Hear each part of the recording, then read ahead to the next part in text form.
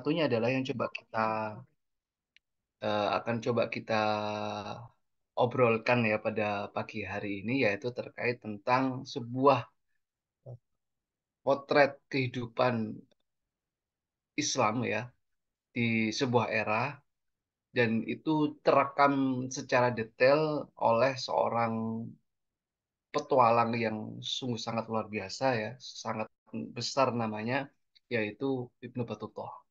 Beliau melakukan sebuah perjalanan yang sangat fenomenal gitu, dan beliau mencatatnya secara rinci, menceritakannya juga secara lengkap, dan dibukukan juga dengan secara ini ya, secara detail juga oleh generasi setelahnya pada saat itu, sehingga salah satu karyanya juga bisa kita nikmati pada hari ini, yaitu tentang Rihlah Ibnu Battuta.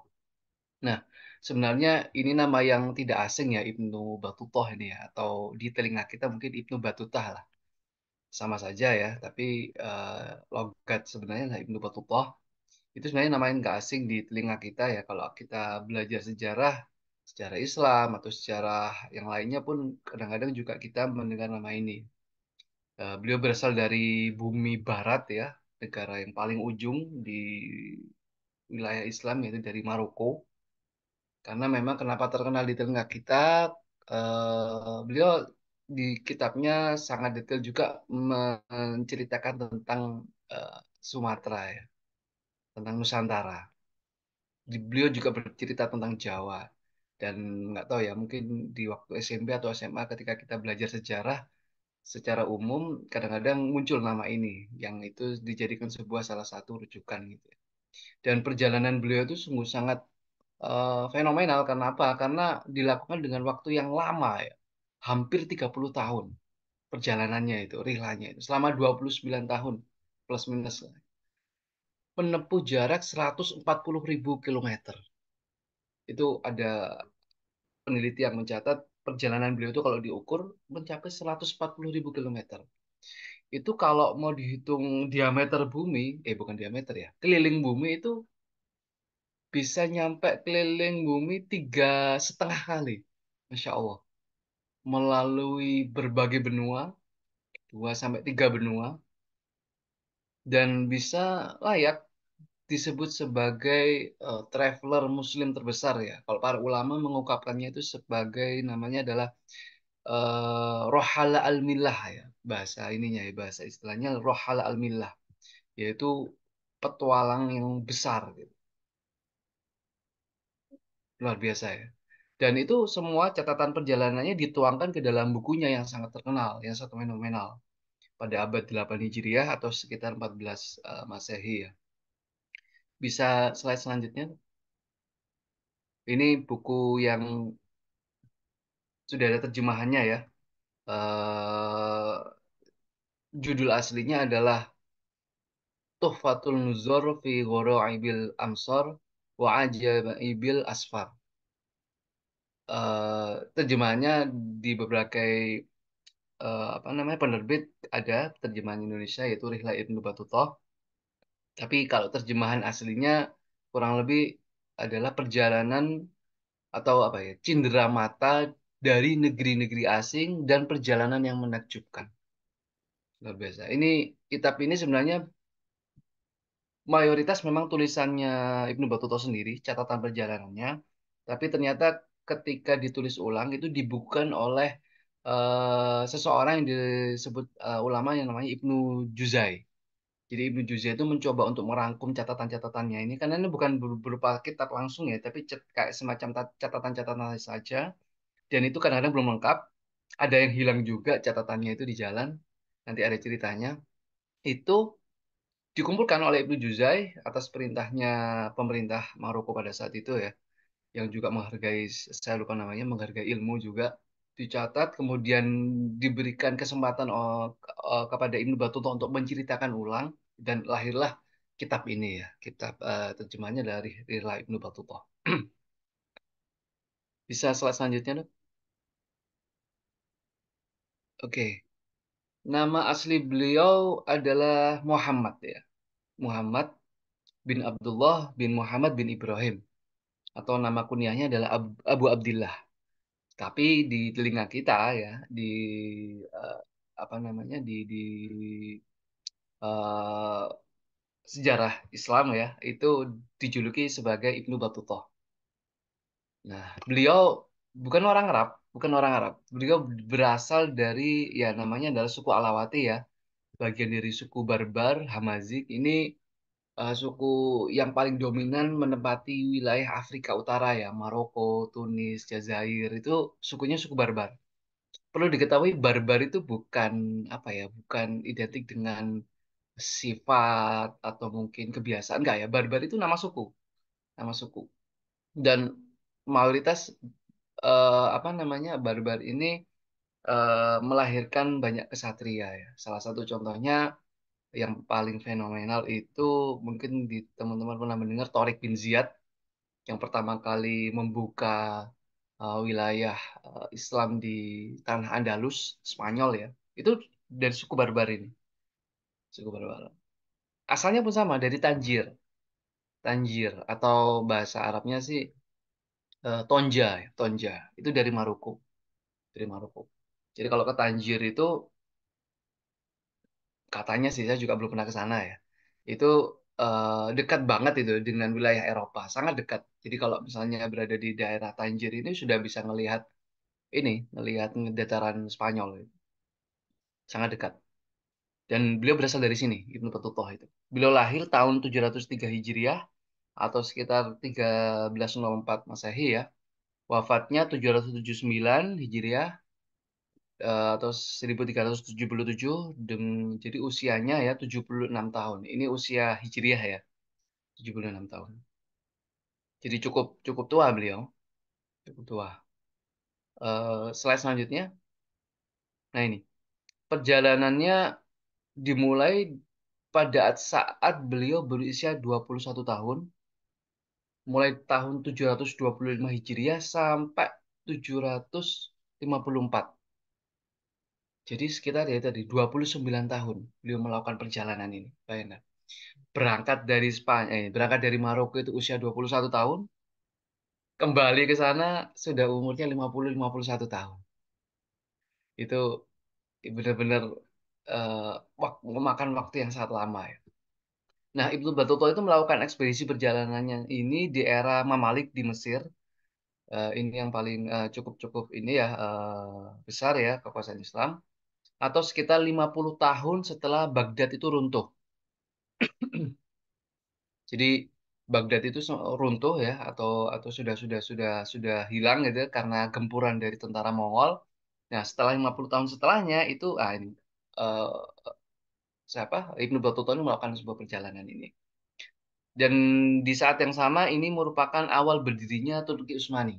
Jadi awal-awal. Jadi awal-awalnya Orhan Ghozi kalau tidak salah itu di daerah Asia Kecil itu sudah mulai menumbuhkan kekuatannya. Nah, dan ternyata ada banyak ulama yang itu seera dengan Ibnu Battuta ini. Ada Ibnu Taimiyah dan murid-muridnya ya, Ibnu Qayyim jelas, Ibnu siapa? Ibnu Katsir itu muridnya Ibnu Taimiyah, seera satu satu zaman. Dan juga sezaman dengan Ibnu Az-Zahabi, Imam Az-Zahabi, kemudian sejaman juga dengan Ibnu Athaillah, ya, pengarang kitabnya Al-Hikam itu yang cukup terkenal ya. Dan juga Ibnu Khaldun.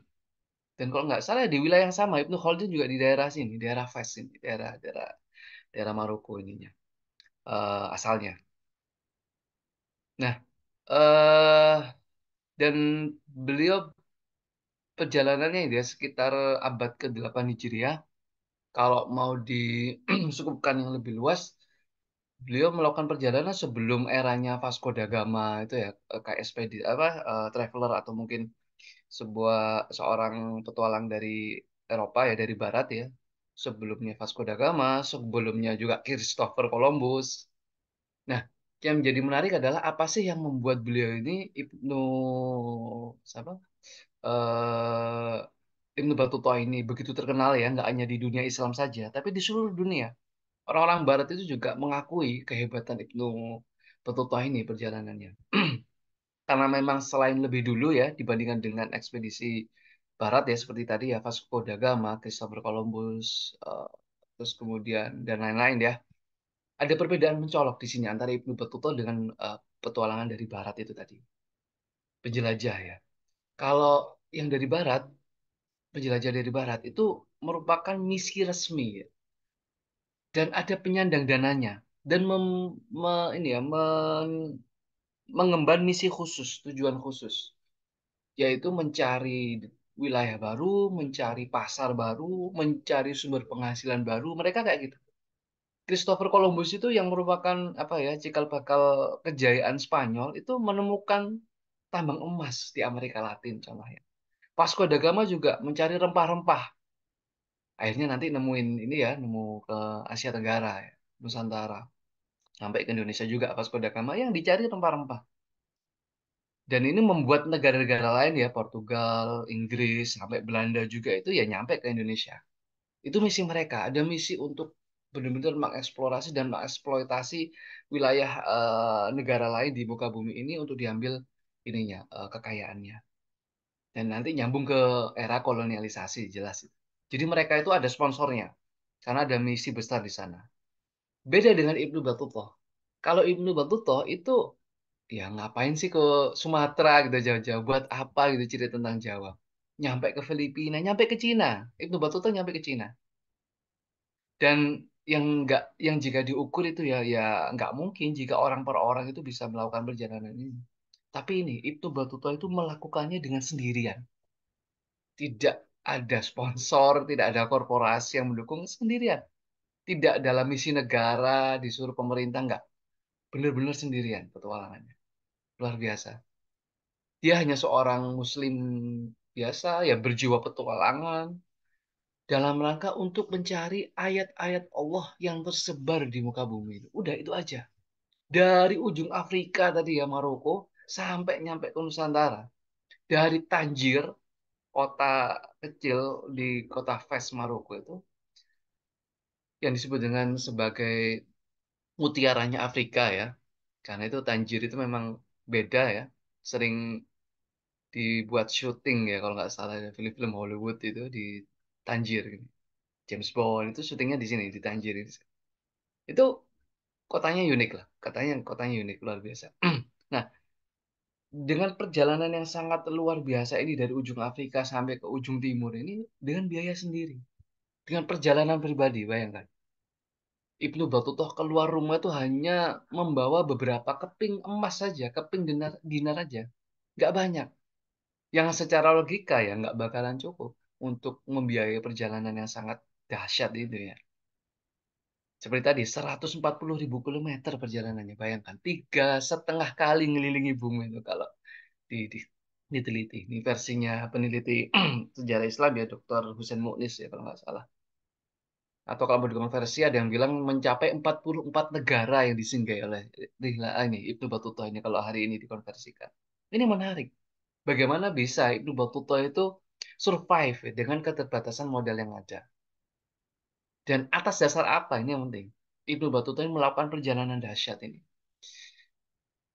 Kalau zaman itu kalau mau melakukan sebuah perjalanan itu motifnya kalau nggak dagang, perjalanan jauh ya berdagang, atau kalau enggak menuntut ilmu harus menyeberangi wilayah untuk menemui seorang guru ulama siapa yang besar untuk berguru ke sana gitu ya. Contohnya mungkin yang paling masyhur ini ya hijrahnya Imam Syafi'i ya dari Palestina jauh-jauh menuju ke Madinah belajar ke Imam Malik.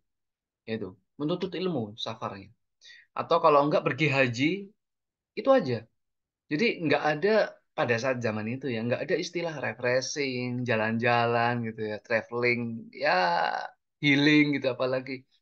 Pada saat itu masih belum populer atau mungkin nggak ada lah mau ngapain jalan-jalan gitu ya ke keliling dunia nggak ada di benak orang-orang masyarakat pada saat itu. Gimana mau jalan-jalan itu kan perjalanan bukan perjalanan umum ya harus perjalanan darat dan itu berisiko sekali padang pasir kemudian wilayah asing belum ada perampok belum ada bencana atau mungkin penyakit dan seterusnya. Jadi ya berisiko sekali ya, nggak mungkin jalan-jalan untuk refreshing pada saat itu. Jadi motivasinya benar-benar untuk berpetualang mencari ayat-ayat Allah yang tersebar di muka bumi itu. Ini luar biasa ya, Ibnu Battuta. Oke, slide selanjutnya.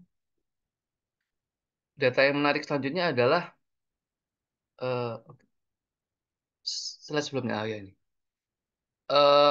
Beliau itu dari latar belakang keluarga yang golongan ini ya, golongan ulama lah bisa dibilang seperti itu, dari yang terdidik, berpendidikan, golongan akademik, tapi bukan ulama besar ya. Ayah dan pamannya seorang kodi, kodi ini hakim ya. Kok ya apa sih ayah sama paman ya. Tapi Ibnu Battuta ini tidak melanjutkan karir seperti ayah dan mamanya. Tapi ini menariknya nanti di wilayah beberapa wilayah di Tunis kalau nggak salah atau di India beliau diangkat menjadi qadhi. Hanya beberapa ini aja beberapa saat saja pada saat. Tapi pada intinya di sini Ibnu Battuta dari golongan keluarga yang terdidik lah, punya ilmu dan juga dari status ekonomi yang menengah, tapi yang nggak kaya-kaya amat lah ya. Bukan bukan golongan tajir kaya raya gitu, ya. Bukan pedagang besar juga bukan. Tapi berasal dari keluarga ulama. eh Ibnu Battuta secara kematangan ilmu itu juga masih belum matang-matang amat ya. Di usia 21 tahun. Pada saat itu tuh bisa dibilang masih apa ya? Ya penuntut ilmu lah bahasanya. Belum jadi sebuah apa? Menjadi sebuah seorang yang bisa dikatakan ahli hukum, ahli fikih, ulama lah pada saat itu bukan. Biasanya di era-era seperti itu baru menginjak usia 30-an itu bisa bisa ini baru bisa dikatakan lebih bisa dikatakan menjadi seorang ulama. Tapi ya Ibnu Battuta di usia 21 tahun belum mencapai usia matang dari segi akademik itu sudah melakukan perjalanan. Memang jiwa petualangannya, jiwa bolangnya ini sangat tinggi sekali nih Ibnu Battuta. Nah, berpetualangan di sini sekali lagi bukan seperti bahasa kita hari ini ya, ingin jalan-jalan nggak bisa. Jadi ketika ditanya Ibnu Battuta mau kemana, ya akhirnya Ibnu Battuta mengungkapkan alasan safarnya ini adalah untuk pergi berhaji, untuk haji. Nah, karena ini yang paling dipahami banyak orang-orang gitu ya. Mau kemana? Dagang? Enggak dagang. Mau kemana? Menuntut ilmu ya? Ya bisa sih menuntut ilmu, tapi tidak ada tujuan yang spesifik. Hanya ketika beliau ditanya, ya mau pergi haji gitu. Mau pergi haji. Memang nanti Ibnu Battuta pada akhirnya akan nyampe ke Mekah jelas. Bahkan bisa dihitung kalau nggak salah 6 kali beliau melakukan ibadah haji selama perjalanannya itu. Tapi ya gitu, muter-muternya kemana-mana. Nyampe ke Cina nanti. Dan jalur yang dipakai oleh Ibnu Battuta ini untuk pergi haji ya bukan jalur yang umum yang dipakai oleh jamaah haji pada umumnya ya. Dia sengaja memilih rute-rute yang nggak biasa. Menjauh dari rute utama. Ke Mekahnya itu kemana, dia malah muter lewat mana dulu gitu ya. Mampir ke mana, area mana dulu, wilayah mana dulu dia singgahi, baru nanti kembali ke jalur yang normal, yang umum. Jadi memang sengaja berpetualang, santai gitu, santai banget gitu. Dan kadang-kala dia berangkat dengan rombongan haji, kemudian berada di wilayah tertentu, rombongan hajinya sudah berangkat, dia nggak ikut berangkat, tetap di wilayah itu, mempelajari masyarakatnya, sosialnya, nanya-nanya, dapat informasi atau mendengar hal yang menarik dari sebuah wilayah tertentu, dia malah ke wilayah itu gitu ya. Dan pasti dia kunjungi. Ini yang menarik. Jadi keingintahuan Ibnu Battuta itu sungguh sangat besar ya. Curiosity-nya itu sungguh sangat besar. Bahkan kalau nyasar itu justru senang. Contoh umpamanya mau ke Jeddah gitu ya. Tapi terdampar gitu ya lewat laut itu ke Jeddah. Jeddah kan pelabuhan ya. Lewat laut terdampar ke Somalia. Nah, itu kalau kita kan ya langsung lemes gitu ya. Aduh, nyasar gitu. Enggak, Ibnu Battuta tuh malah senang gitu. Wah, ini aku berada di suatu wilayah yang baru. Aku akan menemukan sesuatu yang baru gitu ya di benak. Jadi gitu, awalnya ngikut rombongan, rombongan haji, rombongan dagang, kemudian singgah di sebuah wilayah, kemudian dia sengaja nggak lanjut dengan rombongan itu. Di daerah itu dia mengeksplor wilayah baru itu, mempelajari wilayahnya, masyarakatnya, ada nggak hal yang menarik, ada nggak hal sesuatu yang baru yang itu mengantarkan dia ke kota yang lain, ke wilayah yang lain, dan seterusnya dan seterusnya. Jadi ya santai banget gitu perjalanannya. Luar biasa. Padahal tadi rencananya mau pergi haji. mau bergaji. Jadi Ibnu Battuta itu bilang bahkan aku pergi itu tidak bersama dengan satupun orang yang aku kenal. Jadi ya sering malah bergonta-ganti rombongan seperti tadi. Bersama rombongan dagang tertentu berada di wilayah, rombongan dagangnya udah berangkat, dia nggak ikut, nanti ikut rombongan yang lain dan seterusnya. Bener-bener sendirian, nggak sama teman. Beda sama yang tadi ya, Vasco da Gama, Christopher Columbus, Marco Polo itu ya. Eh, para petualang penjelajah dari barat itu ya. Ya, mereka memang memiliki proyek ekspedisi yang disponsori oleh korporasi, punya tujuan. Contohnya ini agak sedikit ini ya, eh, di luar topik ya. Christopher Columbus itu mau mengajukan ekspedisi petualangan penjelajahnya itu sampai mengajukan proposal ke Ferdinand dan Isabel. Itu dua pemimpin yang berhasil menaklukkan Granada sebagai kekuatan terakhir. Ferdinand Isabel.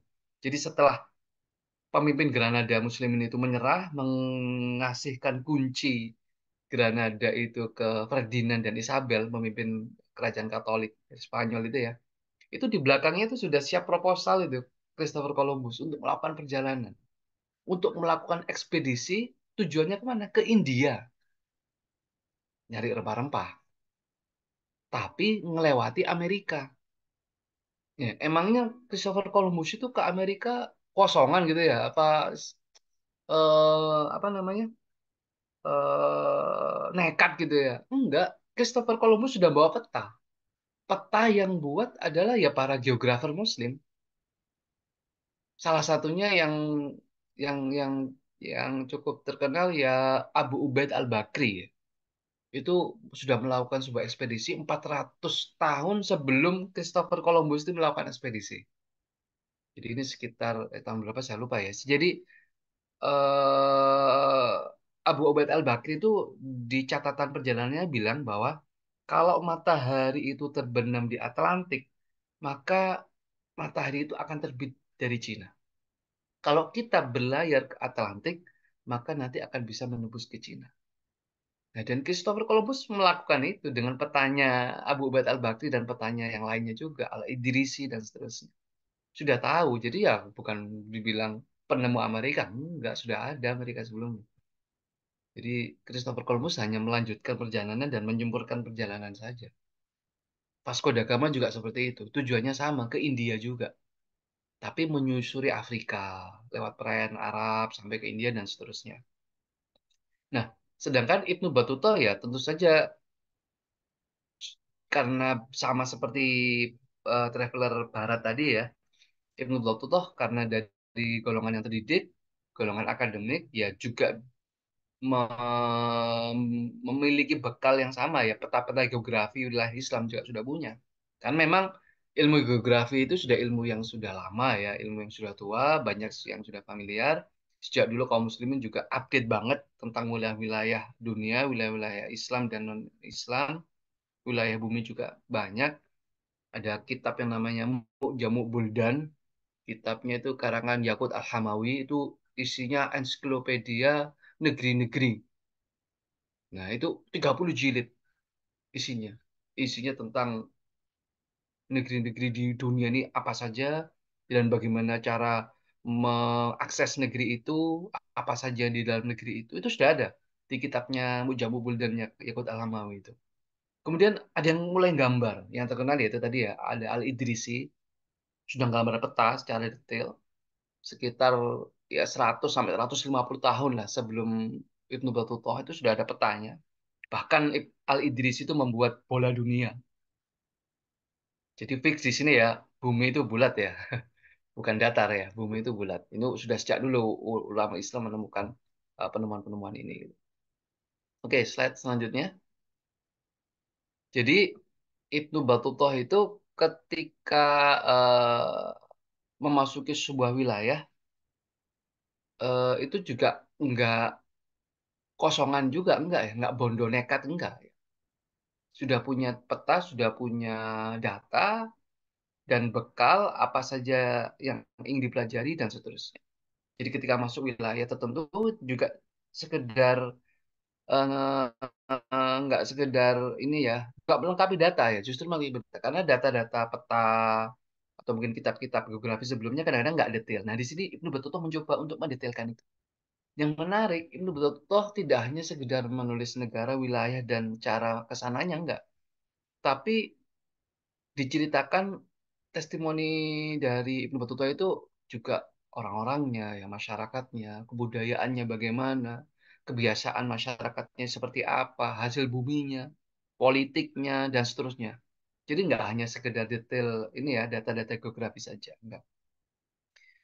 Eh, Bahkan dia dituangkan di catatannya, kemudian dibukukan oleh Ibnu Juzai, catatan-catatan itu, ya kitab Tuhfatul Nuzar ya, fi Gharabil Amsari tadi, Rihlabatul Ilm Tabtutoh ini, disebut sebagai laporan yang paling detail yang pernah ada dalam sebuah perjalanan. Ini testimoninya para ahli ilmu ya, para ulama menyebut seperti itu, bahwa catatannya Ibnu Batutuh itu adalah catatan yang paling detail. Nah, ini menarik. Sebenarnya Ibnu Batuta itu ya nggak terlalu detail-detail amat ya sebenarnya dalam prakteknya mencatat perjalanannya. Dia cenderung menikmati, gitu ya, mempelajari apa yang ditemui. Nah, tapi luar biasanya ingatannya itu yang dahsyat itu. Sangat kuat. Ingatannya Ibnu Batuta ini sangat-sangat kuat. Nanti setelah keliling selama 30 tahun itu ya, dan kadang-kadang catatannya hilang. Pernah hilang, dirampok di India kalau nggak salah. Dirampok. Dan hilang catatannya. Tapi dia Ibnu Battuta itu bisa mencatat ulang apa yang telah dia alami, dia temui, dia rasakan ketika mencapai atau mengunjungi wilayah-wilayah itu. Dan nanti ketika nanti pulang lagi ke Maroko, ke Tanjir, itu ketika ditanya, dieksplor sama murid-muridnya ya, atau akademisi yang lain, itu dia bisa menceritakannya secara detail, lengkap, luar biasa. Sehingga lahirlah kitab tadi itu ya. Jadi benar-benar terakui bahwa catatan dari Ibnu Battuta itu adalah catatan yang benar-benar faktual, sampai diakui Barat loh, luar biasa. Sampai catatannya nggak hanya sosial kemasyarakatan, penyakit juga dicatat di situ.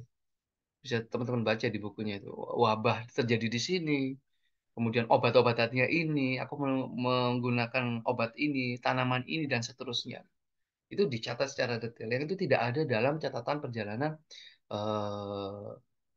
ekspedisi-ekspedisi yang lain. Oke, slide selanjutnya. Coba kita runtut ya perjalanan Ibnu Battuta ini sejauh mana ya. Ini saya screenshot dari Google Maps. Saya juga nggak sempat memberikan rutenya kecil-kecil ya. Tapi nanti mudah-mudahan bisa terbahami ya. Jadi beliau berasal dari Tanjir. Tanjir itu sisi Maroko ya, Maroko Barat ya, sisi barat, sisi paling kiri yang itu langsung bersebelahan dengan Spanyol, selatnya Gibraltar atau si selat Jabal Torik. Itu dari situ kemudian beliau melanjutkan perjalanannya ke Tunis. Tentu saja melewati Jazair di sini ya. Tunis dan Tunis ini dekat Italia ya. Sudah nyebrang itu sudah perairan Italia. Ada ada Sisilia di situ.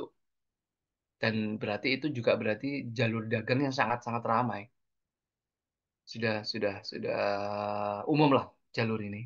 Kemudian dari Tunis ini beliau berlayar naik kapal ke Alexandria di Mesir. Di Mesir. Nah, jadi naik kapal langsung berhenti di Alexandria. Di Alexandria itu di ini ya di Mesir bagian atas itu kota pelabuhan juga ramai. Dan di sini dia sempat menikah, sempat menikah di sini. Tapi perjalanan selanjutnya ya nggak dibawa ya istrinya ya. Nah, saat selanjutnya, nah dari Alexandria ini, dari Mesir ini, beliau tujuan utamanya sebenarnya langsung ingin pergi berhaji. Otomatis harus ke Jeddah. Nah, jalur utama untuk ke Jeddah itu sebenarnya kalau dari Mesir itu melewat pesisir ke bawah. Jalur masih di benua Afrika ya. Lewat Izab, lewat Sudan. Tapi ketika Ibnu Battuta itu melakukan perjalanan ke sini, itu jalurnya nutup. Jalurnya ditutup karena ada sebuah kekacauan di sana. Akhirnya balik lagi ke Mesir, balik ke Kairo. Nah, dari Kairo kalau mau ke Mekah, ke Hijaz, ke Jeddah, itu seharusnya nyebrang lewat Rafah, masuk ke Palestina ya. Itu enggak. Ibnu Battuta justru malah ke utara. Katanya tadi mau pergi ke haji, Bang. Ke utara otomatis itu masuk ke wilayah Palestina, melewati Gaza, Gaza juga kota pelabuhan ya. Lanjut ke Al-Quds, itu menyusuri pantai ke sana, kemudian nyampe ke Lebanon. Dari Lebanon masuk ke Damaskus di Syria. Masuklah ke Damaskus. Di sini beliau cukup lama, bisa dibilang cukup apa ya? Ya apa bahasa kita ya, terkesimalah dengan kota Damaskus ini. Beliau jatuh cinta dengan kota Damaskus. Beliau menulis hikayat-hikayat di sana dan seterusnya. Di sini juga beliau bertemu dengan Ibnu Taimiyah, imam besar di kota Damaskus pada saat itu. Nah, dari Damaskus baru beliau mengikuti rombongan haji untuk pergi ke selatan, ke Hijaz, ke Madinah, ke Mekah, kemudian haji. Nah, ketika sampai Mekah haji, itu kan ya balik kan seharusnya kan ya kan sudah itu perjalanan jauh itu dari Maroko berapa ribu kilo itu enggak, justru ketika berada di haji di Mekah ya belum ketemu banyak orang, akhirnya banyak cerita oleh orang-orang dari segala penjuru dunia, dapat cerita ya udah tertariklah Ibnu Battuta itu untuk berkunjung ke negeri-negeri asal orang itu. Ya bisa jadi ada orang Indonesia di situ ya mungkin ya nggak tahu walau tidak dijelaskan sih di situ dia ketemu siapa aja, tapi yang jelas dia di Mekah ketemu banyak orang dari berbagai penjuru dunia untuk melakukan ibadah haji. Nah, dari pergi hajinya ini dia nggak balik ke Maroko lagi, dia melanjutkan perjalanannya itu nanti ke timur. Akhirnya beliau melanjutkan perjalanan ke ikut rombongan ke Irak, jadi ke barat ya, barat utara gitu ke Irak, ke Basro, ke Baghdad dan sekitarnya. Cukup lama di sini juga di Baghdad karena kota besar ya. Terus mendekati musim haji, balik lagi ke Mekah. Enak banget gitu ya, mau haji itu tinggal aja ke Mekah gitu. Nanti ada data yang menarik kok. Kenapa dengan keterbatasan dana itu Ibnu Battuta bisa melakukan perjalanan yang sangat lama ini. Slide selanjutnya mungkin. Nah, setelah pergi haji, beliau melanjutkan perjalanan ke arah selatan ke Yaman. Ke Yaman. Ini kan negeri pesisir juga, pantai, pelabuhan. Beliau naik kapal mengitari Afrika pesisir ini, Afrika Timur itu ya. Disusuri semuanya tuh. Dari ya apa namanya? Habasyah, gitu ya, Ethiopia, Habasyah, kemudian ke Somalia, kemudian sampai ke Madagaskar. Balik lagi, setelah itu balik lagi ke Yaman. Balik ke Yaman, ke atas lagi, ke Oman, Bahrain, kembali lagi ke arah Irak. Ke atas lagi ke arah Irak atau Baghdad ya kotanya. Slide selanjutnya. Nah, di dari Irak Ibnu Battuta masuk ke Asia Kecil. Asia Kecil itu di ini ya di kiri atas tuh ya ke barat ya, barat barat barat laut itu. Cikal bakalnya Turki itu ya, Asia Kecil, Armenia, Azerbaijan, Georgia dan seterusnya. Ke arah situ, ya tentu saja itu sudah masuk ke wilayah Bani Saljuk, ya cikal bakalnya Turki Utsmani tadi ya. Dan masa awalnya Turki Utsmani pun juga dari sini. Nah, dari Asia Kecil belok ke Laut Hitam, kemudian ke barat ke Konstantinopel, ke Konstantinopel. Nah, ini masih ibu kota Bizantium ya, masih dikuasai Romawi, masih masuk ke negara ini ya Katolik, Katolik Ortodok ya. Nah, di kawasan-kawasan Asia Kecil ini dia ya cukup lama juga karena wilayahnya luas besar. Menariknya ketika beliau berada di sana sempat ada terjadi percekcokan. Testimoninya gitu. Ada orang, dua orang atau tiga orang penduduk itu cekcok. Bingung nih betul-betul ngapain. Ternyata mereka itu cekcok karena ingin memperebutkan siapa yang paling pantas untuk menjamu si tamu ini. Arti Ibnu Battuta. Ini luar biasa. Jadi mereka itu bertengkar, ya nggak sampai ke adu fisik mungkin ya. Tapi mereka bertengkar, rebutan ingin menjamu Ibnu Battuta. Nah, ini luar biasa. Di sini, di Asia Kecil ini. Nah, dari Asia Kecil ini, Ibnu Battuta sempat berdagang dan sempat kaya di sini. Dan tentu saja bisa dijadikan bekal ya kekayaannya itu, hartanya dijadikan bekal untuk balik, untuk melanjutkan perjalanan ke arah Kaukasus. Kaukasus itu ya Rusia bagian selatan, kemudian ada Uzbek, ada Azerbaijan dan seterusnya, Iran, Afghanistan, kemudian melanjutkan perjalanannya ke India. Nah, cukup lama juga di India, kurang lebih sekitar 7 tahun di India, dan sempat seperti yang saya bilang tadi, di India ini orang-orang mengenal ya, semua masyarakat mengenal ketika berinteraksi dengan Ibnu Battuta, bahwa ini orang terpelajar, orang ulama, maksudnya dari golongan terpelajar, berilmu lah. Akhirnya diangkatlah di India ini jadi hakim, jadi qadhi, tepatnya di Kesultanan Delhi. Itu wilayah Islam, wilayah Islam. Meskipun apa namanya mayoritas masyarakat India itu non-Islam, tetapi kesultanannya Islam, Delhi.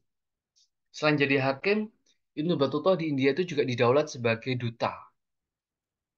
duta untuk ini ya, untuk perwakilan negeri India, apa namanya, kesultanan, beraudiensi atau mungkin berdiplomasi dengan negara-negara luar. Karena memang orang asing dia tahu bahasa asing juga kan jelas, bahasa Arab, bahasa lainnya juga, ke Cina juga. Nah, saat pendelegasian Ibnu Battuta ke Cina itu dirampok ininya, hartanya. Otomatis semua catatan-catatan perjalanannya pun hilang. Tapi ya karena jiwanya berpetualang ya dia santai aja, isi going aja. Dan dahsyatnya itu tadi dia bisa menceritakan dan mencatat kembali detail-detail perjalanan yang telah dilalui. Nah, menuju Cina ini lewatnya adalah lewat jalur Sri Lanka ya, lewat bawah. Bisa slide selanjutnya. Ini India, bisa dilihat India itu melalui jalur bawah. Ini maunya ke Cina kan ya, ke Cina kan ke atas bisa, tapi kan itu dari pegunungan Himalaya, nggak mungkin jalannya terlalu berbahaya. Beliau melanjutkan lewat jalur laut ke bawah ke Sri Lanka, tapi dia muter dulu ke Maldives, Maladewa ya. Tahu ya Maldives ya? Itu kan negara-negara kecil kepulauan itu nyampe ke situ Ibnu Battuta. Maldives itu di tenggaranya ya. Barat dayanya India itu Maldives, seberangnya Sri Lanka. Nyampe ke situ Ibnu Battuta. Nah, dari situ balik lagi ke Sri Lanka, melanjutkan perjalanan sampailah ke Sumatera. Nah, tapi di kitabnya Ibnu Battuta itu menyebut Sumatera itu sebagai Jawa. Jawa. Jadi dulu istilahnya ada dua Jawa. Jawa Asugro sama Jawa Al-Kubro. Nah, Jawa Al-Kubro itu adalah Pulau Jawa sekarang. Hari ini deh Jawa sekarang ini yaitu dulu itu Jawa Al-Kubro. Sedangkan Sumatera itu disebut dengan Jawa Asugro. Gitu. Jadi di kitabnya Ibnu Battuta itu menyebut Sumatera itu Jawa. Ya lebih tepatnya Jawa Sugro ya. Nah, ketika masuk Sumatera, tentu saja lewat kota pelabuhan, bandar ya, ke bandar. Terus menuju ke kota kerajaan. Nah, disebutlah di situ adalah kotanya adalah Sumatera atau Sumatera lah, Sumatera dari kata samudra. Ya, Samudra Pasai, siapa lagi? Dan saat itu raja yang memerintah adalah eh, diberikan gelar Al-Malik Al-Zahir. Ini gelar Raja Samudra Pasai pada saat itu. Al-Malik Al-Zahir. Saya kurang paham eh, siapanya siapa ya beliau ini. Yang jelas katanya sih bukan ini ya, termasuk golongan masih masih masih berdarah Arab ini. Rajanya Samudra Pasai. Al-Malik Al-Zahir. Nah, di situ ada cerita menarik. Jadi Sultan itu kalau menemui tamu, Sultan Samudra Pasai ini kalau menerima tamu itu tamunya harus nunggu 3 hari. Kenapa? Karena tamunya agar harus dijamu dulu. Karena kan habis perjalanan jauh, dijamu, dilayani, nggak sehari, 2 hari, nggak 3 hari, biar lebih segar, biar nyaman gitu ya. Setelah 3 hari itu nggak langsung ketemu dulu, disambut dengan apa ya, semacam festival gitu ya. Ada pagelaran, ada tarian gajah pada saat itu disebutkan di situ. Dan barulah ketemu dengan eh, sultannya, rajanya dari Samudra Pasai. Dan di situ dicatat apa yang dialami di Sumatera itu dicatat oleh Ibnu Battuta di perjalanannya, di kitabnya itu ya. Nah, setelah dari Sumatera ini lanjutlah ke eh, utara ya, karena tujuannya ke Cina ya, melalui Malaka. Otomatis daerah Malaka, Malaya, Malaysia itu ya, naik ke atas ke Kamboja, kemudian nyampe ke Filipina. Diceritakan di sana itu penguasanya seorang ratu non-Muslim. Tapi luar biasanya tetap dijamu sebagai bentuk penghormatan bahwa ini ya negeri apa berasal dari negeri Islam. Jadi bisa dibilang orang Arab, orang-orang asing, orang non-Muslim kan bilangnya ini dari Arab gitu kan. Padahal Ibnu Battuta bukan orang Arab ya, orang-orang barbar ya, orang Maroko. Darahnya darah Afrika Utara, dekat ke Eropa bahkan. Nah, tapi karena umat Islam itu sangat disegani pada saat itu, ketika berada di wilayah non-Muslim pun tetap disambut dengan hangat. Luar biasa. Itu tadi di Filipina ketemu ratu non-Muslim tapi tetap dijamu. Sampailah dari sini ke utara ke Cina. Nah, di Cina memang mayoritas bukan negara Muslim, tapi sudah ada koloni-koloni Muslim di situ. Menarik. Ada pedagang Muslim, masyarakatnya, masyarakat ada sudah berbentuk sebuah koloni di situ ya, masyarakat komunitas Muslim.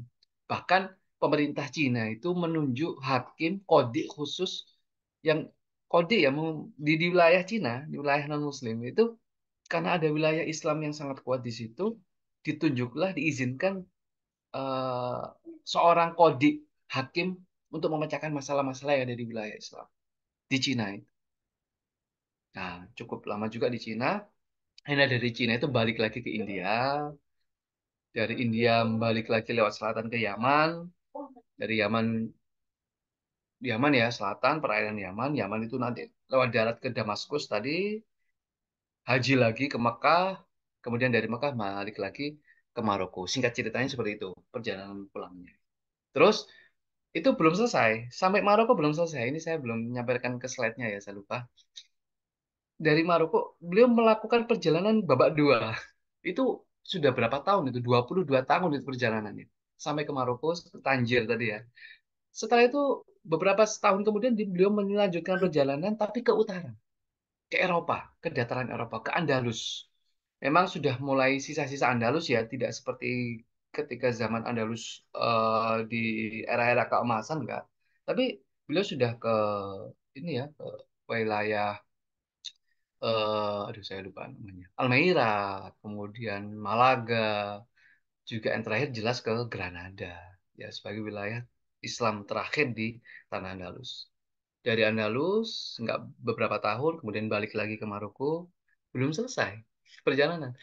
Dia setelah pulang ke Maroko lanjut ke perjalanan ke Afrika bagian tengah. Di situ ada Mauritania, Senegal dan seterusnya ya. Mali dikunjungi satu-satu perjalanan. Terus setelah itu baru beliau kembali lagi ke tanahnya ke Maroko dan udah selesai perjalanannya. Itu luar biasa ya. Ini nyeritain aja udah capek gitu, apalagi melakukan perjalanannya. Slide selanjutnya. Nah, oke ini masanya ya. Tadi wilayahnya, sekarang kita sedikit menyinggung tentang waktunya, masanya, bahwa perjalanan Ibnu Battuta itu terjadi sekitar 150 tahun setelah Perang Salib. Itu artinya Palestina sudah kembali ya ke pangkuan kaum muslimin. Kita sudah sedikit banyak membahas kemarin tentang kejadian Perang Salib dengan generasi Salahuddin Al-Ayyubi. Berarti setelah kejadian Perang Salib, ya itu tadi. Wilayah Palestina sudah masuk ke pangkuan muslimin. Baghdad telah runtuh. Nah, setelah 150 tahun ini ternyata Baghdad runtuh. Baghdad runtuh dan penguasa Islam yang paling dominan di situ adalah Bani Marin. Di wilayah Afrika Utara ini yang paling dominan, Bani Marin. Nah, Baghdad itu runtuh karena serbuan tentara Mongol. Mongol. Nah, Mongolnya pun juga sudah takluk di zaman Ibnu Battuta ini, yang tadinya berhasil menghabisi, meluluhlantahkan Baghdad. Itu ceritanya sangat fenomenal ya. Baghdad itu negeri atau kota yang sangat besar, tapi begitu mudah diluluhlantahkan oleh tentara Mongol. Dan cerita yang paling menyedihkan itu perpustakaan Baghdad itu buku-bukunya diambili, dibakar, ada yang dimasukkan ke dalam sungai, Sungai Tijilah itu. Jadi kekayaan keilmuan negeri Muslim itu di Baghdad banyak hilang di sini. Jadi kita kita menemui banyak kitab-kitab dari ulama-ulama kita itu sudah nggak ada ya karena ya ini tragedi Mongol ini yang menyerang Baghdad. Dan akhirnya Mongol itu takluk di Mesir di tangannya Saifuddin Qutuz ya, pemimpin Mesir pada saat itu. Nah, Mongol ini sebenarnya juga menarik. Ini juga sedikit ini ya di luar konteks. Mongol ini menarik. Mungkin banyak yang belum tahu ya. Itu kan bengis sekali dia Mongol itu ya, meluluhlantakkan negeri-negeri yang ada, termasuk negeri Islam, termasuk Baghdad di sini. Ngancurin apapun itu luar biasa. Kuat ini. Sebagai sebagai kekuatan militer sangat kuat sekali Baghdad. Apa namanya Mongol ini. Dan ketika menguasai wilayah Islam, berkuasa Mongol, nah, menariknya adalah generasi ketiga dari Mongol ini justru masuk Islam. Ah, ini menarik ini. Ini fenomena peradaban yang cukup menarik. Secara militer politik menang, ternyata tidak serta-merta peradaban itu terbangun. Jadi politik menang, militer menang, tapi peradabannya kalah. Ya itu, buktinya generasi ketiganya Mongol, saya lupa namanya, siapa Khan gitu ya. Kalau Genghis Khan kan ininya ya, pe- panglimanya ya Genghis Khan itu yang mengelola letakkan Baghdad. Itu anaknya sebenarnya cucunya ya, generasi ketiganya. Itu masuk Islam. Dan banyak sekali keturunan-keturunan Mongol yang masuk Islam. Dan salah satunya nanti menyebar ke India dan mendirikan kerajaan Mughal di sana di India. Di India pun seperti saya bilang tadi juga unik. Di India itu minoritas Islam di India, minoritas. Di Kesultanan Delhi tadi minoritas. Tetapi menguasai yang mayoritas. Mayoritasnya itu Hindu, itu merasa nyaman dipimpin oleh seorang apa namanya sistem Islam pada saat itu. Ini kalau dikaji menarik. Karena memang ya Islam ya kayak gitu kan. Aturannya, hukumnya ya. Aturannya, hukumnya itu kan benar-benar bisa diterapkan ya di mana saja. Ya rahmatan lil alamin kan konsepnya seperti ini. Mayoritas India yang Hindu mau diatur, mau dipimpin oleh kekuasaan Islam dan aman. Dan tahu kan simbolnya apa di India? Bangunan apa yang paling megah di India? Taj Mahal. Taj Mahal. Dan itu siapa yang bangun? Peradaban Islam. Bahkan desainnya Taj Mahal itu nyambung dengan desainernya Alhambra. Tahu ya Alhambra ya? Alhambra itu bangunan kastil indah di kota Granada, kota terakhir kaum muslimin di Spanyol, Granada. Itu bangunannya namanya Alhambra. Itu luar biasa indah. Nah, itu detail ininya, tekstur arsiteknya itu eh, menjadi inspirasi untuk pembangunan Taj Mahal di India. Luar biasa. Alhambranya di mana, Taj Mahalnya di mana. Ini Islam di India pun juga beratus-ratus tahun. Lama, lama. Sampai nanti Inggris datang menjajah. Dan itu ya cerita yang lainnya seterusnya. Jadi kembali ke yang tadi bahwa Ibnu Battuta itu berpetualangannya itu saat kerajaan Mughal baru tumbuh sebagai suatu kekuatan. Ya, Turki Utsmani juga sudah mulai muncul sebagai sebuah kekuatan. Baru muncul, belum besar ya. eh nah, apa yang dialami Ibnu Battuta itu, ini di slide bisa disimak bahwa apa yang dialami atau dijumpai oleh Ibnu Battuta pada saat itu disebut sebagai dunia Islam, wilayah Islam itu adalah masa harapan baru kebangkitan Islam. Sedang habis runtuh, habis terpuruk, seperti perang salib tadi ya, Granada Spanyol pun juga akan runtuh setelah itu ya. Nah, wilayah-wilayah sepanjang itu yang di, didatangi oleh Ibnu Battuta itu wilayah Islam itu membangun, sedang membangun. Turki Utsmani mulai membesar seperti tadi ya di Asia Kecil dan seterusnya dan seterusnya. Dan itu kurang lebih 100 tahun setelah itu baru Konstantinopel ditaklukkan. Jadi catatan-catatan yang ditulis oleh Ibnu Battuta selama perjalanan itu sebenarnya rata-rata catatan manis, bukan catatan catatan sedih, pilu, ada wilayah Islam yang seperti ini tuh perlu enggak. Umumnya, generalnya itu catatan Ibnu Battuta adalah catatan manis karena sedang bangkit. Masyarakat sedang ada perubahan baru. Kita sempat bahas dulu ya generasi ulama yang mencoba untuk melahirkan generasi Salahuddin Alayubi kan sama membangun pendidikannya dulu, membangun sosial kemasyarakatannya dulu. Ah, ini yang dialami, di capture, dipotret oleh Ibnu Battuta. Wilayah Islam mulai bertumbuh secara positif. Oke, slide selanjutnya. Ini satu slide tapi ceritanya agak panjang ini ya. Jadi kitabnya ini kan judulnya itu tadi ya. Eh Ibnu Battuta menuliskan Cindramata dari negeri-negeri asing dan perjalanan yang menakjubkan. Dan cindramata yang paling berharga itu adalah kekuatan sosial keumatan yang masih terus terpelihara. Nah ini yang menarik ini. Bahwa Ibnu Battuta itu keluar rumah dari Tanjir, dari Maroko, berpetualang, menghabiskan waktu hampir 30 tahun, menempuh jarak 140.000 kilometer, hanya membawa keping emas. Itu modalnya. Bayangkan, kalau kita tugas belajar gitu ya ke luar negeri, fellowship gitu ya kemana ya, ke Eropa, ke Belanda, dan seterusnya, ke Jepang gitu ya. Tanpa beasiswa, hanya cuma tabungan sekian juta saja ya. 5 jutaan, nggak nyampe 10 juta. Aduh, itu mau hidup gimana? Cukup apa enggak gitu ya. Ini menarik. Dalam catatan Ibnu Battuta ini menjadi sebuah inspirasi buat kita. Sama, mau hidup kayak gimana Ibnu Battuta dengan modal yang seperti itu. Dia sempat jadi hakim, sempat kaya juga ya tadi ya, sempat jualan. Tapi kan tidak seluruh di wilayah Islam seperti itu. Bahkan cuma sesekali aja jadi hakim, 2 kali kalau tidak salah. Jadi jualannya pun juga sekali 2 kali saja. Tapi sepanjang wilayah yang lainnya enggak. Dan itu enggak cukup. Kalau dihitung modalnya Ibnu Battuta untuk melakukan ekspedisi ini enggak cukup. Jadi eh, yang terbaca ya ketika kita membaca catatan-catatannya Ibnu Battuta ini bahwa dunia Islam ini itu terbagi menjadi dua, dunia politik dan dunia sosial. Nah, dunia politik ini secara umum tadi sedang tumbuh-tumbuhnya ya. Tapi meskipun begitu, perlu diketahui bahwa dunia politik terkadang sejarahnya itu nggak mengenakan. Karena ya itu tadi terjadi perubahan kekuasaan, perebutan kekuasaan, dan seterusnya. Dan catatan Ibnu Battuta itu tidak hanya mengungkap dunia Islam itu dari potret perpolitikan saja, enggak. Ini yang lebih menarik, aspek sosialnya itu juga terpotret.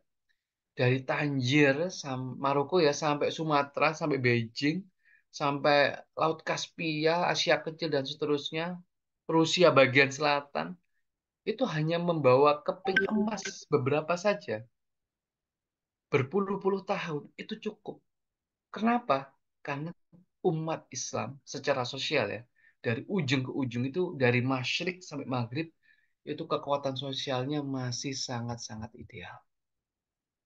Dalam ranah politik, skala politik ya bisa saja silih berganti. Kadang-kadang kondusif, kadang ideal, kadang juga kacau, bahkan perang, porak-poranda bisa saja terjadi di wilayah perpolitikan Islam ya. Tapi ternyata di skala sosial kemasyarakatan, semua negeri yang disambangi oleh Ibnu Battuta itu ratusan kota mungkin ya, atau ribuan kota bahkan itu mendapatkan cerita yang sama, satu hal yang sama. Apa? Ibnu Battuta itu nggak pernah takut untuk tinggal sendirian, nggak pernah takut kelaparan, karena memang nggak bawa teman ya, sendirian, nggak ada keluarga juga. Nah, di setiap wilayah-wilayah itu ternyata wilayah Islam itu secara sosial menjalankan nilai-nilai Islam atau yang disebut dengan nilai-nilai keumatan secara utuh. Bahwa mereka itu berasa ya sesama Islam meskipun dari wilayah mana saja, kita satu umat. Bayangkan dari Afrika Utara, sukunya Barbar, ke Mesir, sukunya Koptik, bangsanya Koptik ya. Belum nanti ke utara itu Syam itu kan juga beda juga itu ya. Kemudian Asia Kecil juga Turki itu kan juga ini darahnya juga beda bangsanya. Belum ke selatan ke Arab, ke Persia, ke Persia, ke Iran ya. India yang itu juga keturunan Mongol, bangsanya bangsa Mongol. Kemudian ke Nusantara, ke Cina. Itu berapa etnik, berapa bangsa. Tetapi Ibnu Battuta merasakan bahwa umat Islam di sepanjang wilayah itu yang membentang luas itu mereka merasa satu umat. Dan ini adalah kekuatan yang sangat berharga dan mahal. Dan sayangnya kita abaikan hari ini. Atau mungkin kita tidak melihatnya hari ini. Contohnya ya, contohnya adalah prinsip menghargai tamu. Ini nilai Islam, menghargai tamu. Setiap daerah yang disinggahi, itu pasti dijamu. Itu betul-betul. Pasti dijamu minimal 3 hari. Sesuai dengan eh, ajaran Nabi gitu ya. Sesuai dengan tradisi Islam. 3 hari. Dan sebagai seorang tuan rumah, menjamu tamu itu adalah kemuliaan tersendiri. Seperti tadi ya, di Asia Kecil tadi, sempat ada yang bertengkar rebutan. Siapa ini yang menjamu Ibnu Battuta? Jadi minimal 3 hari. 3 hari di rumahnya si Fulan, di sini, 3 hari di sini, 3 hari di sini bisa. Di mana-mana. Jadi urusan penginapan selesai. Tapi kan nggak hanya nginap aja kan ya. Juga diberikan makanan, logistik, bahkan pakaian. Nah, ini nih budaya yang kita mungkin ya mudah-mudahan ya apa ya ya jarang ya sudah mulai meluntur kita pada hari ini. Itu yang pertama, menghargai tamu. Yang kedua adalah bab tentang Ibnu Sabil atau musafir. Musafir. Di setiap negeri itu punya sistem sosial yang sudah established lah, sudah mapan. Secara komunal ya, siapa saja musafir yang datang ke wilayah itu akan dipenuhi hak-haknya sebagai Ibnu Sabil, sebagai musafir. Dicukupi kebutuhannya. Dan tidak hanya orang per orang, seperti jamu tadi kan, kalau menjamu tamu tadi kan orang per orang. Enggak, tapi secara sistem sosial. Mereka punya dana wakaf lah katakanlah, atau mungkin secara komunitas, itu mereka punya sistem itu. Pemerintah pun juga kadang-kadang ada, kalau pemerintahnya ideal. Sekali lagi, secara sosial ini secara sosial dulu ya. Karena pemerintah nggak selalu ngurusi ini. Kalau pemerintahnya ideal, bisa. Seperti pemerintahnya Nuruddin Zangki, yang itu membebaskan Palestina kemarin, itu membuat hotel-hotel gratis di wilayah Islam untuk orang yang sedang menempuh perjalanan musafir, berdagang, atau menuntut ilmu itu disediakan wilayah gratis oleh Nuruddin Zanki dan disediakan apa namanya fasilitas yang itu mapan lah ya, makanan, pakaian dan seterusnya. Makanya ada testimoni ketika eranya Nuruddin Zanki, kemudian Salahuddin Alayubi itu ya, udah kan itu daerah-daerah konflik ya, daerah-daerah konflik dengan perang tentara salib ya. Itu kan ada testimoni. Kalau kau ingin orang-orang itu bilang seperti ini, kalau kau ingin menuntut ilmu, wilayah yang paling menyenangkan ya, itu surga ilmu adalah wilayah Syam. Padahal wilayahnya wilayah sedang konflik, perang dengan tentara salib. Karena memang pemerintahnya ideal pada saat itu. Tapi ketika pemerintahnya nggak ideal ya nggak diurus sama pemerintah. Yang mengurus adalah sosial ini, kemasyarakatan itu tadi. Dan kumpulan-kumpulan juga ada kumpulan pengusaha itu punya dana wakaf sendiri untuk membuat rumah singgah katakanlah ya. Kumpulan profesi itu juga sendiri ya. Pengrajin kayu dan seterusnya. Saya nggak hafal, pokoknya banyak banget ya. Itu memberikan penginapan rumah singgah untuk Ibnu Sabil. Dan Ibnu Battuta menceritakan itu semua. Aku tinggal di rumah kelompok tukang kayu, contohnya ya. Aku tinggal berada di sini. Aku dijamu dengan menu-menu yang seperti ini, gitu. Dan menunya diceritakan macam-macam. Kalau yang menjamu itu dari golongan menengah, ini ya, masyarakat ekonomi menengah, menengah ke atas, ya makanannya enak-enak. Tapi ketika yang menjamu itu adalah masyarakat menengah ke bawah, ya menunya biasa. Tapi catatnya di sini adalah apapun kondisi ekonominya, itu tetap memberikan hak kepada Ibnu Sabil, musafir, orang asing. Padahal sedang tidak mampu, katakanlah seperti itu. Atau mungkin profesinya bukan profesi orang-orang kaya. Tapi mereka memiliki sistem sosial yang seperti itu yang luar biasa canggih, luar biasa, Masya Allah. Jadi sepanjang wilayah Islam, itu ceritakan sampai kemana-mana ya.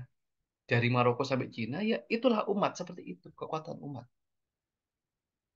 Sampai diberi bekal gitu ya, ditanyai setelah selesai beberapa lama di wilayah itu, nah, tuan rumahnya nanyakan setelah ini mau kemana gitu ya, mau ke sini, oke ini dikasih bekal, dikasih uang luar biasa untuk melanjutkan perjalanan ke selanjutnya. Ini saya nggak kebayang kalau kita praktekkan hari ini ya. Ini mungkin kalau komunitasnya nakes ya bisa aja nih ya komunitas atau mungkin kolegium gitu ya. Ya nggak semuanya lah ya nakes mengaji atau apa. Punya rumah singgah gitu untuk keluarga pasien. Wakaf ya kalau bisa wakaf. Kalau nggak wakaf ini nggak ini nggak jangka panjang. Kalau wakaf biasanya jangka panjang kan ya. Karena berupa kadang-kadang dikaitkan dengan dana produktif juga. Itu keren kelihatannya gitu ya. Udah nggak usah ngarepin pemerintah lagi gitu ya. Lagi ngarepin BPJS, wah itu gimana ya, susah ya. Kekuatan sosialnya yang juga kita anunya kita tingkatkan gitu ya. Nah, dan ini memberikan autokritik buat kita sekarang ya. Karena kalau kita berpikir tentang yang namanya kebangkitan, kebangkitan Islam, yang namanya perubahan gitu ya. Itu nggak selamanya tonggaknya politik, nggak. Ukurannya tidak selamanya politik. Betul, betul. Dengan menguasai politik, banyak sekali yang bisa kita lakukan ya. Itu ada kaidahnya juga, betul. Karena ada kesempatan juga untuk melakukan perbaikan secara masif dengan kekuasaan, dengan kebijakan dan seterusnya. Tapi bukan berarti politik itu menjadi satu-satunya pilar kebangkitan, pilar-pilar perbaikan gitu enggak. Justru kekuatan umat itu ya dua itu ya politik, tapi yang paling penting kekuatan sosial. Ya. Dan sepanjang sejarah Islam itu betul-betul menceritakan ini semua. Kadang-kadang sosialnya, politiknya ancur-ancuran, perang saudara gitu ya, secara politik kekuasaan, tapi sosialnya kadang-kadang ya nyantai aja. Kita bisa mandiri dengan membiayai kehidupan kesosialan kita. Pendidikan aman, kesehatan aman, terus kemudian ya tadi nih ya, memberikan fasilitas hak untuk ibnu sabil, musafir juga aman dan seterusnya. Meskipun politiknya morat-marit. Tapi kalau politiknya ideal dan sosialnya ideal itu biasanya kebangkitan ini ya, apa namanya peradaban Islamnya tinggi. Contohnya contohnya di eranya Abdurrahman An-Nasir di Andalus itu luar biasa itu. Politiknya jaya, kekuatan sosialnya juga kondusif, Masya Allah. Eranya sebelumnya juga ada Umar bin Abdul Aziz, ya, itu luar biasa juga. Pemerintahnya ideal, sosialnya pun juga ideal. Seperti itu. Nah, eh, mungkin slide terakhir. Oke, jadi ini menjadi sebuah inspirasi buat kita semua ya. Dari surat Al-Ankabut ayat 20, bahwa ternyata Allah tidak hanya memberikan anjuran ya, tetapi bahkan perintah gitu ya, untuk kita jalan-jalan. Jalan-jalan itu perintah. Kul siru fil arad. Katakanlah wahai Muhammad bahwa ya umatmu itu berjalanlah di muka bumi. Siru fil arad. Fanzuru kaifa bada al khalq. Untuk apa berjalan di muka bumi? Untuk apa traveling ya? Untuk memperhatikan nazar, untuk melihat. Nazarnya tidak hanya melihat secara penginderaan saja, tapi juga mempelajari tentang penciptaan makhluk. Kemudian Allah menjadikan makhluk itu seperti apa, atau menjadikan akhir dari makhluk itu seperti apa. Sumallahu yunshi'un nash'atal akhirah. Innallaha ala kulli syai'in qadir. Bahwa eh, safar itu tujuannya macam-macam. Ada haji, umroh, ya tujuannya ibadah. Safar juga bisa tujuannya silaturahim. Safar juga bisa bertujuan menuntut ilmu, berdakwah juga gitu ya. Kita mungkin ada beberapa guru-guru di sini keliling Indonesia, keliling negeri, beberapa negeri untuk menyampaikan ilmunya gitu ya. Nah, kadang-kadang ada satu lagi kelewatan, yaitu ini. Bahwa kita melakukan perjalanan di muka bumi ini dalam rangka untuk mencari ayat-ayat Allah yang bertebaran luas di muka bumi ini. Kita mentadaburinya, kita melihatnya, kita mengambil ibroh dari perjalanan itu, kita mempelajari bagaimana sebuah peradaban itu bisa bangkit, bisa runtuh, gitu ya. Dan itu Allah menyuruh kita untuk jalan-jalan. Nah, itu mungkin beberapa poin yang mungkin bisa saya sampaikan. Mudah-mudahan bisa menjadi inspirasi buat kita bahwa dunia Islam itu sungguh sangat luar biasa indah pada masa itu gitu ya, secara sosial. Dan itu terpotret semuanya secara detail, secara sempurna oleh catatan-catatan yang diberikan oleh Ibnu Battuta setelah melakukan sebuah perjalanan yang sangat dahsyat. Dan hari ini pun kita mudah-mudahan bisa menjadi sebuah pelajaran kita untuk membangun kekuatan sosial itu ke depannya. Wallahu taala alam bisawab. Saya kembalikan ke Dr. Agung. Monggo, Dok.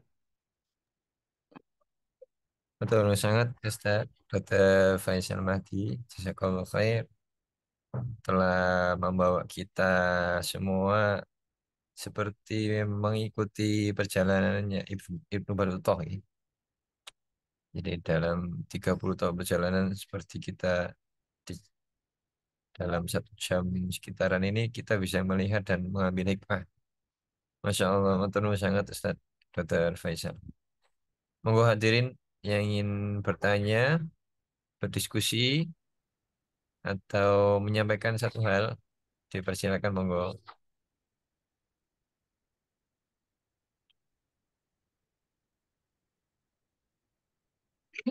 Matur nuwun sekali lagi karena memang eh, dalam hal syirah mungkin tidak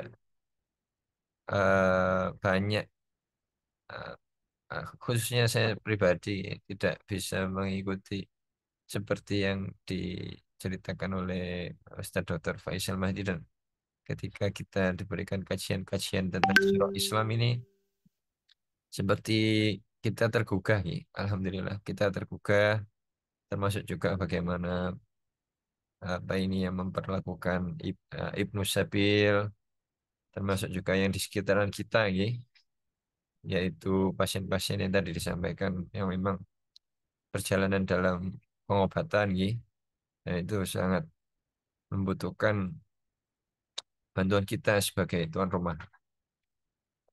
Dalam hal ini kita yang memiliki eh, mukim di tempat mereka berobat. Di antaranya juga mungkin ketika kita eh,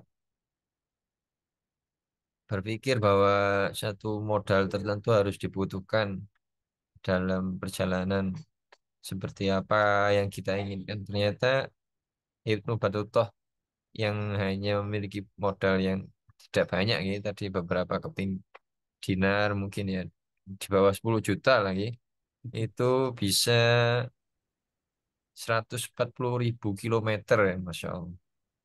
Iya, Dan itu sendirian. Masya Allah. Masya Allah. Moga-moga nanti kita bisa bertemu dengan beliau ya amin. ya, kita bisa. Khususnya Ustaz Dr. Faisal gitu. Karena Masya Allah dalam hal apa ini perjalanan dalam hal syirah sepertinya gitu. Satu tipe gitu. Misal, Masya Allah. Satu keingintahuan dalam ilmu-ilmu Allah yang kita Iya. dapat mengetahui Sebenarnya perjalanan dia. antara menuntut ilmu sama mengembara itu satu paket kadang-kadang, Dokter. Jadi nggak bisa lah ya untuk kita berhenti berada di suatu wilayah saja untuk ya harus pergi memang itu memang ya seluruh ulama-ulama ya, menurut catatan sejarah itu kadang-kadang harus mengembara kemana untuk mencari ilmu kemudian baru kembali ke tanah kelahirannya untuk mengajar kadang-kadang seperti itu dan itu menjadi sebuah kebiasaan masa lalu ya masa lalu itu menjadi sebuah kebiasaan di generasi Islam dan tapi ini agak sedikit beda ini Ibnu Battuta ini memang sedikit unik karena memang tujuannya tidak mencari ilmu saja gitu ya memang ingin jalan-jalan gitu ya ingin jalan-jalan dan ternyata perjalanannya membuat inspirasi kita bahkan beberapa penjelajah setelahnya seperti Marco Polo kalau nggak salah kan setelahnya itu Batuta itu menjadikan ini sebuah referensi referensi ekspedisinya itu ya. Ya akhirnya pun nanti menjadi sebuah detail dalam pelajari sosial Islam untuk ya era kolonialisasi nantilah gitu. Tapi intinya luar biasa nih bisa menjadi sebuah inspirasi buat kita semua lah. Ya, baik. Tadi berangkat dalam perjalanan awalnya usia 21 nih. Betul ya? Yes, 21 tahun di 20-an ya. tahun Berarti 700. mungkin belum berkeluarga ya waktu Belum, belum. Menikahnya tadi di Alexandria tadi, di Mesir. Dan menikahnya nggak sekali. Di wilayah mana gitu nanti nikah lagi dia. Tapi nggak dia, nggak diajak istrinya. Allah alam nggak. nggak tahu ya, nggak begitu di capture ini ya kehidupan Tentang rumah tangga keluarganya beliau. tidak ada informasi tentang Tapi keluarga yang ini. jelas di usia belia gitu, bener-bener belia, belum matang sebenarnya dari usia akademik gitu ya. Baru sudah mulai benar-benar ya, ya secara semangat naik ke atas, tapi secara keilmuan setidaknya sudah ada, tapi belum matang.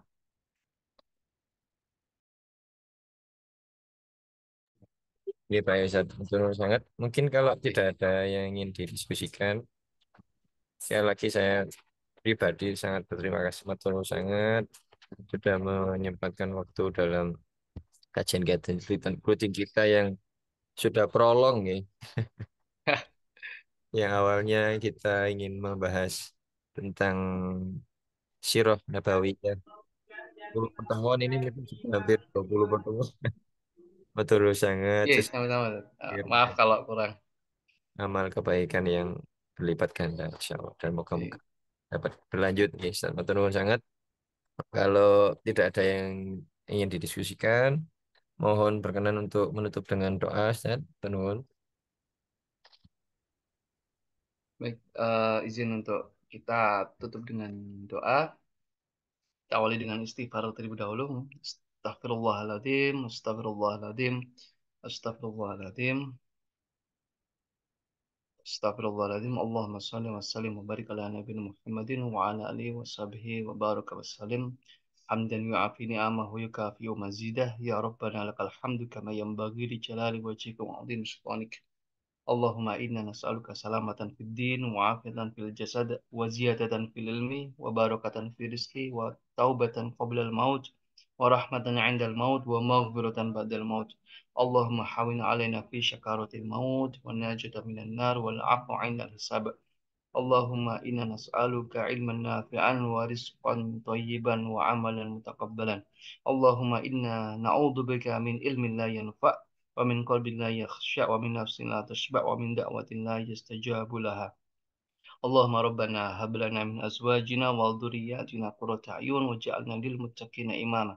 Rabbi auzina an nashkura ni'mataka allati an'amta 'alaina wa 'ala walidina wa na'mal shalihan tardahu wa aslih lana fi dhurriyyatina inni tubtu ilaika wa inna minal muslimin. Allahumma arinal haqqa haqqan warzuqna tibaa wa arinal batila batilan warzuqna ijtinaba. Allahumma aizal islam wal muslimin, Allahumma salimna wal muslimin. Allahumma ansur fil muslimin wal ikhwanin wal mujahidin fi Filistin fi kulli makan fi kulli zaman. Allahumma inna nas'aluka ridhaka wal jannah wa na'udzubika min sakhatika wan nar. Rabbana atina min ladunka rahmah wa hayyi' lana min amrina rasyada. Rabbana atina fid dunya hasanah wa fil akhirati hasanah wa qina adzabannar. Subhana rabbika rabbil izzati amma yasifun wa salamun alal mursalin walhamdulillahi rabbil alamin. Terus sangat kita akhiri kajian dengan bacaan hamdalah. Alhamdulillah. Alhamdulillah. Istighfar dan doa kafar majelis. Bismillahirrahmanirrahim. Subhanakallahumma wa bihamdika asyhadu an la ilaha illa anta astaghfiruka wa atubu ilaik. Terima kasih Ustaz Dr. Faisal Mahdi dan hadirin sekalian. Kami izin akhiri ihdinas syaratal mustaqim. Assalamualaikum warahmatullahi wabarakatuh. Waalaikumsalam warahmatullahi wabarakatuh. Turun sangat. Ye, sama-sama izin.